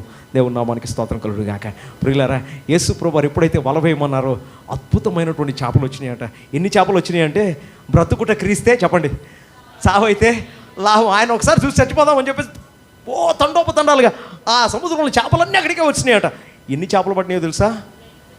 2 దోణులు నిండి ఆల్మోస్ట్ మునిగిపోయే అన్ని చేపలు పడ్డాయట. దేవుని నామానికి స్తోత్రం కలుగును గాక. పిల్లరా, గమనించండి, ఇది నా విశ్వాసముతో ఒక కార్యం చేయడానికి అది మనకు కష్టమైనప్పటికీ, హేతుబద్ధంగా అది జరగదు అన్నటువంటి ఆలోచన మన మనస్సుకి వచ్చినప్పటికీ కూడా విశ్వాసం అన్నది ఏంటో తెలుసా? నిరీక్షింపబడు వాటి యొక్క అదృశ్యమైనవి ఉన్నవనుటకు రుజువు. దేవునికి స్తోత్రం కలుగును గాక. సరే, బాణం వేయమన్నాడు. ఏమండి? బాణం వేయమంటే ఏం చేశాడు? వేశాడా లేదు రాజు? తూర్పు వైపు కిటికీ తీశాడు, బాణం ఈయన చేయి పెట్టాడు, ఆయన చేయి మీద చేయి పెట్టాడు, ఇద్దరు కలిపి బాణం వదిలారు. బాణం వదిలి ఇది యెహోవా రక్షణ బాణం అనగానే బేషుగా హ్యాపీగా ఉన్నాడు, మనసులో చాలా సంతోషంగా ఉన్నాడు. ఇప్పుడు ఎలీషా మరొక పని చేయమంటున్నాడు. చదవమ్మా, అంతకుముందు నువ్వు చదవమ్మా తల్లి. మరొకసారి వింటిని పట్టుకోమంటాడు కదా, అక్కడ నుంచి చదవమ్మా. బాణములు పట్టుకొనమనగా అతడు పట్టుకొనేను. అంతటా అతడు ఇశ్రాయేలు రాజుతో నేలను కొట్టుమన్నప్పుడు అతడు ముమ్మారు కొట్టి మానెను. చాలండి. ఇప్పుడు ఏమంటున్నాడు? బాణం తీసుకొని నేల మీద కొట్టమన్నాడు. అర్థమవుతుందండి? బాణం లెక్క ప్రకారంగా గాలిలో వేస్తారు, నేల మీద కొడతారు? చెప్పండి. గాల్లోనే వేస్తారు. ఏమంటే దూరంగా ఉన్నటువంటి శత్రువుతో పోరాడడానికే కదండి బాణాలు వేస్తారు. ఏమన్నా అంతేనా? ఆ బాణాన్ని తీసుకొని ఏమంటున్నాడు ఇప్పుడు అంటే, పేతురుతోటి పగటిపూట కుడివైపు వల వేయమన్నట్టుగా ఉంది. ఏమనంతేనా? కానీ పేతురు ఏమంటాడు? అయినా సరే నీ మాట చొప్పున ఆసక్తితో నేను వల వేస్తానన్నాడు. వేశాడు, అద్భుతమైనటువంటి చేపలు పెట్టాడు. కానీ ఈ రాజుతోటి గాల్లో ఒక బాణం వేయమంటే వేశాడు, కానీ ఏం చేయమన్నాడండి? అదే బాణం తీసుకొని నేల మీద గొచ్చమంటే ఏం చేశాడంట? ముసలోడికి చచ్చిపోతున్నాడు, మతి కాస్త భ్రమించినట్టుంది, బాణాలు ఇలాగే గాల్లోకి కదా వేయాలి, సర్లే పోతున్నాడు కదా, ఆఖరి కోరిక అంతే కదా. చచ్చిపోయినటువంటి వాడికి ఏమంటారండి? నీ ఆఖరి కోరిక ఎవరన్నా చూడాలనుందా, లేదా ఏమైనా తినాలనుందా? పిల్లరా వాడి మనసులో ఆలోచన అని చెప్పేసి సరేలే అడుగుతున్నాడు కదా, ఒకవేళ నేను కానీ క్షమించండి, ఒకవేళ నేను కానీ కొట్టకపోతే బాధపడతాడేమో అని ఏం చేస్తాడు? మొక్కుబడిగా ఓసారి 3 సార్లు అలా కొట్టేసి మానేశాడట. ముచ్చటగా ఎన్నిసార్లు కొడతారు? అంతే కదండి, 3 ముళ్ళు ముచ్చటగా వేసేవి ఇవన్నీ కూడా. కాదండి బాబు, అవి మాత్రం కాదు. ఏమండి కదా? అంటే ముచ్చటగా 3 సార్లు అని చెప్పేసి కొడుతుంటాం కదా, సర్లే బాధపడతారని చెప్పి 1, 2, 3 అని కొట్టి వదిలేశాట. పిల్లరా, అతను కొట్టినటువంటి విధానము ఎవరికి నచ్చలేదు? ఎలీషాకి నచ్చలేదు. బాణం వదిలేటప్పుడు మాత్రం చక్కగా బెషుగ్గా వదిలేవు. ఎందుకు? బాణం అలాగే వదలాలి. రాజు మనసులో ఆలోచన ఏంటి? పేతురు మనసులో ఉన్న ఆలోచన ఏంటి? రాత్రిపూట చెప్పండి వల వేయాలి, అప్పుడే చేపలు పడతాయి. ఏమండి అంతేనా? కానీ అది జనరల్గా చేసే పని. కానీ విశ్వాసక్రియ చేయమన్నాడు యేసుప్రభువు. ఎప్పుడేమన్నాడండి? పగటిపూట చేపలు ఉండవు అని తన మనసులో అనుకున్నటువంటి సమయంలో వల వేయమన్నాడు. కానీ పేతురు ఏం చేశాడు తెలుసా? లేదు ప్రభా, ఇప్పుడు చేపలు ఉండవని వాదన పెట్టుకోవాలా, నువ్వు వడ్రంగి వాడివి, నేను జాలవాడిని, నాకు చేపలు ఎప్పుడు ఉంటాయో బాగా తెలుసు అని వాదన పెట్టుకోవాలా. ఏం చేశాడు తెలుసా? ఆసక్తిగా వల వేశాడు, దేవుని మహిమను చూశాడు. దేవుని నామానికి స్తోత్రం కలుగా. నమ్ముట నీ వలనైతే నమ్మువానికి సమస్తము సాధ్యమని చెప్పినటువంటి ఆయన ఏమంటాడు తెలుసా? నమ్మినట్లయితే దేవుని ఏం చూస్తావు? మహిమను నువ్వు చూస్తావని మార్తతో చెప్తున్నాడు. దేవునికి స్తోత్రం. ఇది నాన్న పిల్లరా, ఆ రాజుతో ఏం చేస్తాడు? మామూలు మనుషులు చేసేటటువంటి పని బేషుగ్గా చేశాడు రాజు. కానీ విశ్వాసక్రియ చేయమని రాజు అడిగాడు, ఎలీషా అడిగాడు. ఏమని? వింటిని 3 సార్లు నేల కొట్టమన్నాడు. జనరల్గా నేల మీద కొట్టరు కదా, ముసలోడికి ఆఖరి కోరిక అనుకుంటా అని చెప్పేసి ఏదో అతన్ని తృప్తిపరచడానికి విశ్వాసంతో కాదు, ఏదో ముక్కుబడిగా 3 సార్లు కొట్టి ఆపేశాడంట. ఎలీషా కోపం వచ్చింది. ప్రియులారా గమనించండి, ఇది నేను మిమ్మల్ని ఒక ప్రశ్న అడుగుతున్నాను. ప్రవక్తతో పాటు ఎవరున్నారండి? ప్రవక్త గదిలో ఎవరున్నారు? రాజు మాత్రమే ఉన్నాడు. అంతేనా? ప్రవక్తతో పాటు రాజు ఉన్నాడు. రాజుకు అవసరం ఉందా? ప్రవక్తకు అవసరం ఉందా? రాజుకే అవసరం ఉంది. కనుక రాజు ఎక్కడికి వచ్చాడు? ప్రవక్త దగ్గరికి, అంటే దేవుని సన్నిధానానికి వచ్చాడు. అంతేనా? మనం అందరం ఎక్కడికి వచ్చాం చెప్పండి? దేవుని సన్నిధికి వచ్చాం. ఎందుకు? మనకు అవసరతలు ఉన్నాయి, మన దేశానికి అవసరతలు ఉన్నాయి, మన రాష్ట్రానికి అవసరం ఉన్నాయి. మీ ప్రార్థన విన్నాను. మన మండలాలకు అవసరం ఉన్నాయి, ఈ కాలనీలో ఉన్నటువంటి వారికి అవసరం ఉన్నాయి, అనారోగ్యాలు ఉన్నాయి, సాతాను శోధనలు ఉన్నాయి. వాటినన్నిటి నుండి జయం పొందడానికి, వాటన్నిటి నుండి దేవుడు మనకు జయం ఇవ్వాలని దేవుని యొక్క సేవకుని సన్నిధానంలో, దేవుని సన్నిధానంలో మొరపెట్టడానికి వచ్చారు. అంతేనా? అంతేనా? దేవునికి స్తోత్రం కలుగుగాక. ప్రియులారా, ఈ రాజు కూడా సిరియనుల నుండి రక్షణ పొందడానికి ఎక్కడికి వచ్చాడు? ఎలీషా దగ్గరికి, దేవుని సన్నిధానంలోనికి. అంతేనా? దేవుని సన్నిధానంలోనికి, ఎలీషా దగ్గరికి దేవుని సన్నిధానంలోనికి వచ్చాడు. వచ్చిన తర్వాత ఒక పని మాత్రం బాగా చేశాడు. అదేం పని? జనరల్గా అందరూ బాణాలతో చేసే పని చేశాడు. కానీ ఎలీషా బాణాలతో చేయకూడనటువంటి అతీతమైనటువంటి పనిని చేయమంటే ఏం చేస్తాడో తెలుసా అండి? చేయకుండా 3 సార్లు అలా కొట్టి వదిలేశాడు. కోపం వచ్చింది అతనికి. ప్రియులారా, నేను ఒక ప్రశ్న అడుగుతాను. చంపడానికి అక్కడ ఎవరన్నా శత్రువులు ఉన్నారా చుట్టూ? జాగ్రత్తగా ఆలోచించి చెప్పండి. దూరంగా ఉన్నటువంటి శత్రువుల్ని జయించడానికి ఎవరు సహాయం చేస్తున్నారు అతనికి? దేవుడు సహాయం చేస్తున్నాడు అన్నాడు కదా. ఇది యెహోవా యొక్క రక్షణ బాణం. నీకు కనబడకుండా రహస్య స్థలాల నుండి నీ వైపు వచ్చేటటువంటి బాణాన్ని ఆర్పే బాధ్యత నాదని. రక్షణ అంటే అర్థం ఏమిటి? నిన్ను రక్షించే బాధ్యత నాదని ఎవరు తీసుకున్నారు బాధ్యత? దేవుడు తీసుకున్నాడు. ఏమనంతేనా? అయితే ఇప్పుడు ఒక పని చేయమంటున్నాడు. ఆ రూమ్లో ఇంకెవరైనా శత్రువులు ఉన్నారో చెప్పండి నాకు, జాగ్రత్తగా ఆలోచించి చెప్పండి. ఎలీషా రాజు తప్పించి ఆ రూమ్లో ఇంకెవరైనా శత్రువులు ఉన్నారా? లేరు కదా. మనకు కనబడరు. మనం పోరాడున్నది శరీరాలతోనా? దేవుని నామానికి స్తోత్రం కలుగును గాక. ఈ రాజు హృదయంలో ఏముందో తెలుసా? భయం ఉంది. ఏముందండి? ఆ రాజు హృదయంలో భయం ఉంది. ఆ రాజు హృదయంలో అనుమానం ఉంది. ఆ రాజు హృదయంలో ప్రియులారా ఉండకూడనటువంటి భయాలు, ఉండకూడనటువంటి ఆందోళనలు ఉన్నాయి. మరి వాటిని ఎవరు చంపుతారు చెప్పండి? దూరంగా ఉన్నటువంటి శత్రువుని ఎవరు చంపుతాడు? దేవుడు చంపుతాడు అన్నప్పుడు ధైర్యం ఎవరికి రావాలి? రాజుకు రావాలి. ఆమేన్. రాజుకు ధైర్యం రావాలి. కానీ ప్రియులారా ఇతనికి మాత్రం ఏమి రాలేదంట? ధైర్యం రాలేదు. కనుక దేవునికి అనుకూలము కానటువంటి, దేవునికి ప్రతికూలమైనటువంటి విషయాలు ఎక్కడ ఉన్నాయి? వీడి లోపల ఉన్నాయి. బయటి శత్రువుని నేను చంపుతానంటున్నాడు దేవుడు. ఏమండి? బయటి శత్రువు నుండి వచ్చేటటువంటి ప్రతి బాధ నుండి నీకు ఒక రక్షణ కవచంగా నేను నిలబడతానని చెప్పేసి దేవుడు తన పక్షాన్ని నిలబడుతున్నాడు. కానీ ఇతనిలో ఏమున్నాయి తెలుసా? దేవునికి వ్యతిరేకమైనటువంటివి కార్యాలు ఉన్నాయి. దేవుని నామానికి స్తోత్రం కలుగును గాక. ఆ కార్యాలను తీసి వాటిని చంపమన్నాడు దేవుడు. అంతేనా? నువ్వు ప్రవక్త గదిలోనికి వచ్చినప్పుడు లేదా దేవుని సన్నిధానంలోనికి వచ్చినప్పుడు, దేవుని సన్నిధానంలో మనకు ప్రత్యక్షతలు కలుగుతాయి. ఆ ప్రత్యక్షత కలిగినప్పుడు సాతానుడు మన పక్కకు వచ్చి ఏమంటాడు తెలుసా? ఇదిగో పాస్టర్ గారు నీకోసం మాట్లాడుతున్నారు, అలా చేయొచ్చా అని చెప్పేసి అలాగనుకుంటారు. రెండవది ఏమనుకుంటారు తెలుసా?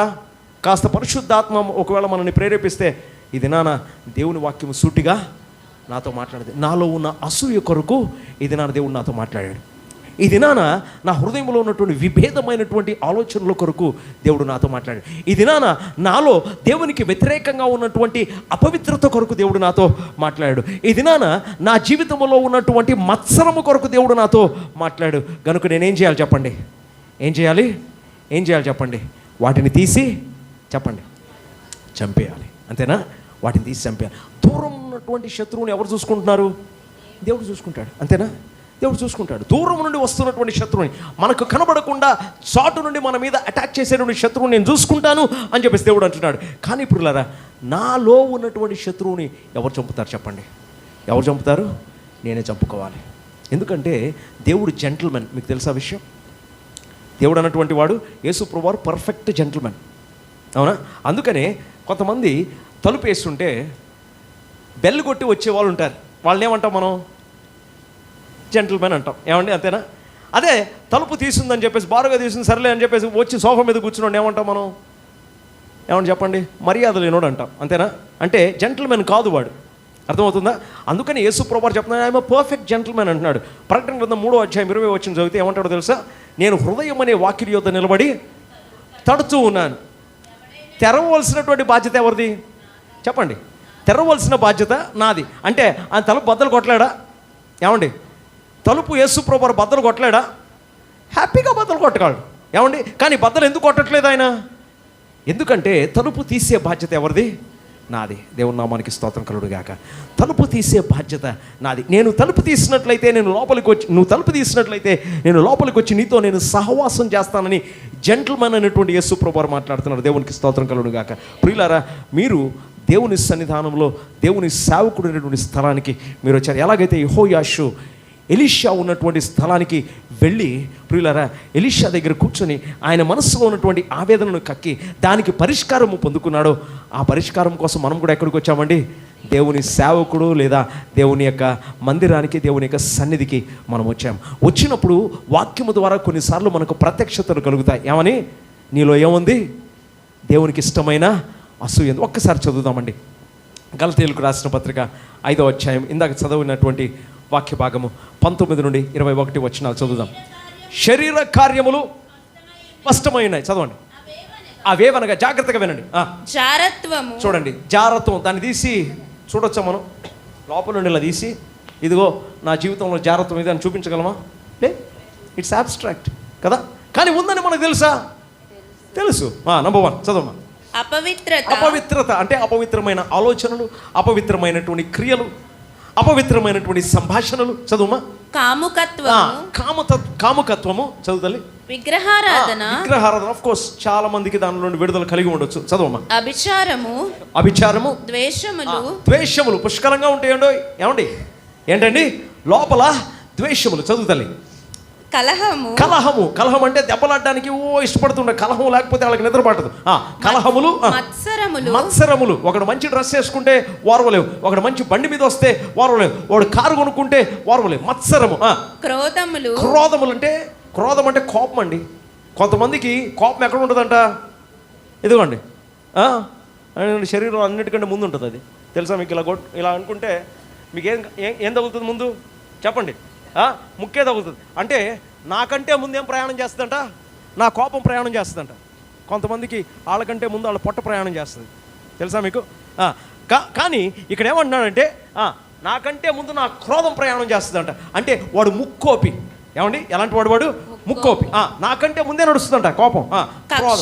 కక్ష అంటే ఏంటి చెప్పవలసిన? మనకు బాగా తెలుసు కక్ష అంటే ఏంటో కదా. ఇది ఆడు చేశాడు కాబట్టి దీనికి 200 అడిగి నేను చేయాలి అని కక్ష పెట్టుకొని తిరుగుతున్నా. పాము ఏం పట్టుకుంటుందంట? కక్ష పెడతాడు మన మీద కదా. అలాంటి స్వభావం కొన్నిసార్లు మనలో ఉంటుంది. చదవమ్మా. భేదములు అంటే డివైడ్ అండ్ రూల్ కదా. కుటుంబంలో కానీ, సంఘంలో కానీ, ఎక్కడైనా సరే ఆ భేదము లేకపోతే ఆడికి కిక్ ఉండదు కదా. కాబట్టి భేదములు కలగజేస్తుంటాడు. చదవమ్మా. విమతములు, అసూయలు, మత్తతులు, అల్లరితో కూడినటువంటి ఆటపాటలు. ప్రియులారా, ఇవన్నీ మనలో ఉంటాయి. ఏమనంతేనా? బయట నుండి వచ్చే శత్రువుని ఎవరు చూసుకుంటారు? దేవుడు చూసుకుంటాడు. కానీ దేవుని కార్యం మన జీవితంలో పరిపూర్ణం అవ్వడానికి ఏం చేయాలో తెలుసా అండి? లోపల ఉన్నటువంటివి చెప్పండి. లోపల ఉన్నటువంటివి తీసి చంపే బాధ్యత ఎవరి మీద ఉంది? మన మీద. దేవుని నామానికి స్తోత్రం కలుగును గాక. పిల్లరా, దూరం నుండి వచ్చే శత్రువుని ఎవరు చూసుకుంటారు? దేవుడు చూసుకుంటాడు. కానీ లోపల ఉన్నటువంటి వాడిని తీసి గుచ్చి చంపవలసిన బాధ్యత నీలో, నాలో ఉంది. అలా చేస్తే పిల్లరా ఏం జరుగుతుందో తెలుసా? మన ప్రార్థన డైరెక్ట్గా ఎక్కడికి వెళ్తుంది? పరానికి వెళ్తుంది. దేవుని నామానికి స్తోత్రం కలుగును గాక. దాన్ని దొంగిలించేటటువంటి ఏ విధమైన దురాత్మ సమూహాలు పని చేయవు. దేవునికి స్తోత్రం కలుగును గాక. ఎందుకంటే నీలో ఉండవలసినటువంటి దేవునికి ప్రతికూలమైనటువంటి ప్రతి దాన్ని నువ్వు తీసి ఏం చేసావు? చంపేశావు. దీన్నే ఇంకొక భాషలో పౌలు ఏమంటాడంటే, రోమీయులకు రాసిన పత్రిక 12:1 ఒక మాట అంటాడు. ఏమంటాడు? మీ శరీరములను చెప్పండి సజీవ యాగముగా మీ శరీరములను ఆయనకు సమర్పించుడి. ఇది దేవుని వాత్సల్యమును బట్టి మిమ్మల్ని నేను బ్రతిమాలు కొనుచున్నాను. ఇది చేసి ఏదో గొప్ప పని చేశారని చెప్పేసి మీరు అనుకోండి. ఇది యుక్తమైనటువంటి పని అని చెప్పేసి దేవుడు అంటాడు. దేవునికి స్తోత్రం. మీరు చేయవలసినటువంటి పని అంటాడు. ఎందుకంటే ఒకవేళ కానీ నేను దేవుని యొక్క కాపుదలని, దేవుని యొక్క సంరక్షణను, దేవుని యొక్క ఆశీర్వాదాన్ని నా జీవితంలో పరిపూర్ణంగా పొందుకోవాలంటే నిజమే దూరం నుండి వచ్చే శత్రువుని దేవుడు చూసుకుంటాడు. ఎందుకంటే దావీదు అంటున్నాడు, యుద్ధము బయట నాకు కనిపించేటువంటి శత్రువుని దేవుడు చూసుకుంటాడు. కానీ బయట వాళ్ళకు కనబడినటువంటి దేవునికి కనిపించేటటువంటి నాలో ఉన్నటువంటి శత్రువుల్ని ఎవరు తీసి చంపాలి చెప్పండి? నేనే తీసి చంపాలి. దేవునికి స్తోత్రం. నాలో మత్సరం ఉందని మీకు తెలుసా? నేను అసూయపరునని మీకు తెలుసా? కనిపిస్తుందా నా మొహంలో ఏమన్నా? ఎవరికి తెలుసు చెప్పండి? నాకు తెలుసు అండి. నాకు తెలుసు, దేవునికి అఫ్కోర్స్ దేవునికి అన్నీ తెలుసు. కానీ నాలో ఒకవేళ కానీ అపవిత్రత ఉంది అనుకోండి, ఎవరికి తెలుసు? మీలో ఎవరికైనా తెలుసా? ఎవరికి తెలియదు. ఎవరికి తెలుసు? నాకు తెలుసు, నా దేవునికి తెలుసు. మా ఇద్దరి మధ్యలో సెటిల్ అవ్వాలి అకౌంట్. అవునా? ఆయనకి ఇష్టం లేనిది బయటికి వెళ్ళిపోవాలి. అప్పుడు ఆయనకు నాకు అకౌంట్ సెటిల్ అవుతుందా లేదా? ఖచ్చితంగా సెటిల్ అవుతుంది. అప్పుడు ఆశీర్వాదం ఎలాగొస్తుంది తెలుసా? పరిపూర్ణంగా నా జీవితంలోనికి వస్తుంది. ప్రియులారా, ఆ దినాన ప్రవక్త అంటాడు, సిరియనుల్ని కంప్లీట్గా నాశనం చేయాలి అన్నటువంటిది దేవుని యొక్క చిత్తం. కానీ నువ్వు 3 సార్లు కొట్టావు కనుక 3 సార్లే నీకు విజయము లభిస్తుంది. ఎంత విచారకరమైనటువంటి సన్నివేశం ఆలోచించండి. ఎంత విచారకరమైనటువంటి సన్నివేశం ఆలోచించండి. మళ్ళీ తిరిగి సిరియన్లు ఏం చేశారంట? వీళ్ళ మీద అటాక్ చేయడం మొదలుపెట్టారంట. పరిపూర్ణమైనటువంటి విజయము రాలేదు. ప్రియులారా, కేవలం మనల్ని పోరాడేవారుగా దేవుడు పిలవలా, కానీ పోరాడి గెలిచేవారుగా దేవుడు మనల్ని పిలిచాడు. దేవుని నామానికి స్తోత్రం కలుగును గాక. చుట్టూ తిరిగేవారుగా దేవుడు మనల్ని పిలవలేదు, కానీ గురి యొద్దకు ప్రయాణం చేసేవారుగా దేవుడు మనల్ని పిలిచాడు. దేవుని నామానికి స్తోత్రం కలుగును గాక. ఇది నన్ను గమనించండి. ఒకవేళ కానీ రోమీయులకు రాసిన పత్రిక 8వ అధ్యాయము 37వ వచనాన్ని మీరు చదివినట్లయితే అక్కడ అయినను చదువుతల్లి, అయినను మనలను ప్రేమించిన యేసు ప్రభు ద్వారా మనము వీటన్నిటిలో జాగ్రత్తగా వినండి, పోరాడే వారముగా కాదు. ఏంటండి? అత్యధికమైన, మోర్ దెన్ కాంకరర్స్ అంటారు, అత్యధికమైన విజయమును పొందుతున్నాము. దేవుని నామానికి స్తోత్రం కలుగును గాక. ఎవరిలో? మనల్ని ఎవరైతే ప్రేమించారో ఆయనలో. దేవునికి స్తోత్రం కలుగును గాక. మన ప్రతి విజయం కూడా ఆయనలో ఉండాలి. ఆయనకు మనకు అకౌంట్ సెటిల్ అయిపోయింది అనుకోండి, ఏమవుతుందో తెలుసా? ఆశీర్వాదాలు నేరుగా నా జీవితంలోనికి సంపూర్ణంగా వస్తాయి. ఆ విధమైన వాతావరణం క్రియేట్ చేసే అవకాశం ఎవరి చేతిలో ఇచ్చాడు? దేవుడు నా చేతి. ఎందుకంటే ఆయన జెంటిల్మెన్ అండి. లోపల ఉన్నటువంటి చెడుని ఆయన మనకిష్టం లేకుండా తీసాడు. మన హృదయంలో ప్రేరేపణ కలిగి లోపల ఉన్న అపవిత్రతని, దేవునికి ఇష్టం లేనటువంటి అసూయని, మత్సరమును, అల్లరితో కూడినటువంటి ఆటుపాటలను, త్రాగుడును, చెడ్డ మాటలను తీసి ఎవరు గుచ్చాలి? మనమే గుచ్చాలి. అప్పుడు విజయం అన్నటువంటిది పరిపూర్ణమవుతుంది. మన ప్రార్థనకు జవాబు వస్తుంది. దేవుని నామానికి స్తోత్రం కలుగును గాక. మన దేశము స్వస్థపరచబడుతుంది.